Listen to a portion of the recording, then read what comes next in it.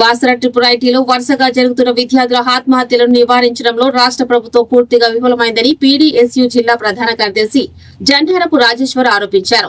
నిజామాబాద్ లో ఏర్పాటు చేసిన విలేకరుల సమావేశంలో ఆయన మాట్లాడుతూ ఇటీవల ఇంజనీరింగ్ ప్రథమ సంవత్సరం విద్యార్థిని వసంత ఆత్మహత్య చేసుకోవడం బాధాకరమని, ఆత్మహత్యలకు గల వాస్తవ కారణాలను యాజమాన్యం గోప్యంగా ఉంచుతోందని విమర్శించారు. విద్యార్థి సంఘాలను అడ్డుకోవడం మానుకొని వెంటనే అధికారుల పర్యవేక్షణ పెంచి ఆత్మహత్యలను నివారించాలని, బాధిత కుటుంబాలను ఆదుకోవాలని ఆయన డిమాండ్ చేశారు.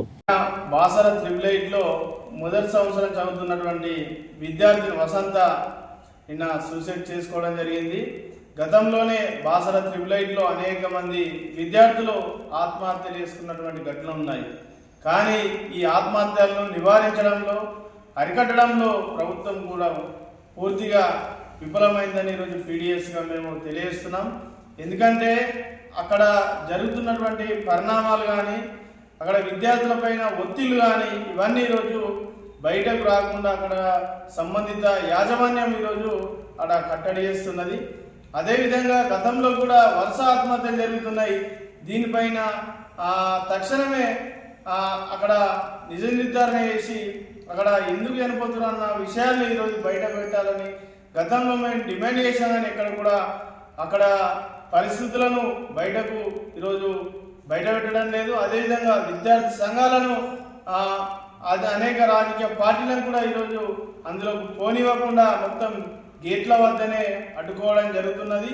ఇప్పటికైనా రాష్ట్ర ప్రభుత్వం ట్రిపుల్ ఐటీ పైన ప్రత్యేక దృష్టి సాధించాలి. అక్కడ వరుసగా జరుగుతున్న ఆత్మహత్యల పైన వెంటనే చర్యలు చేపట్టాలి.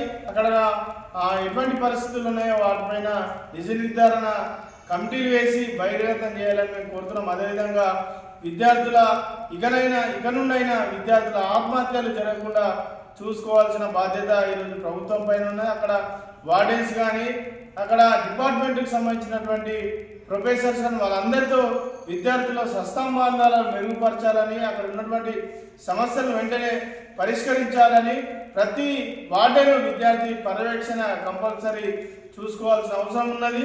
వరుసగా జరుగుతున్న ఘటనలపైన ఈరోజు రాను ట్రిపుల్ ఐటీలో చేర్పించాలంటే విద్యార్థి తండ్రులు వెనుక ముందు ఆడతారు. కాబట్టి వెంటనే వీటిపైన సీరియస్గా దృష్టి సాధించాలి. అదేవిధంగా విద్యార్థి కుటుంబాన్ని కూడా ప్రభుత్వం ఆదుకోవాలని మేము ఈ సందర్భంగా రాష్ట్ర ప్రభుత్వాన్ని డిమాండ్ చేస్తున్నాం.